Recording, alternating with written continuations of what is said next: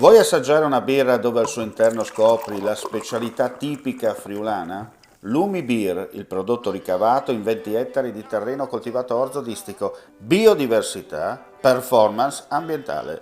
Lumi Beer nelle sue 5 versioni disponibili, 4 per consumo veloce e dissetante e la versione Magnum per intenditori. Lumi Beer si abbina a qualsiasi palato. Lumi Beer è un prodotto esclusivo Azienda Agricola Pancera, il buon seme, i buoni frutti.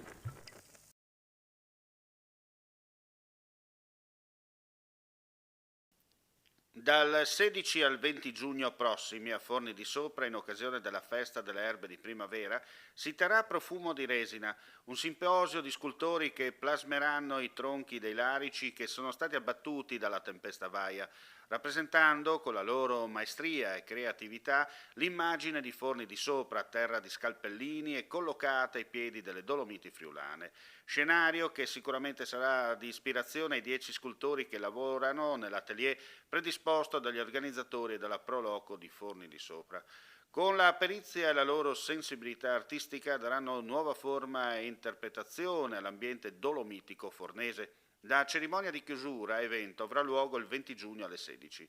Il simposio sarà coordinato da Corrado Clerici Poff, scultore di casa ma noto ai cultori per le sue opere in legno e neve. Il legno è una presenza caratteristica nei paesi di montagna e in questa occasione potrà essere ammirato in una foggia più originale, ha commentato il sindaco Marco Lenna, che ha promosso l'iniziativa.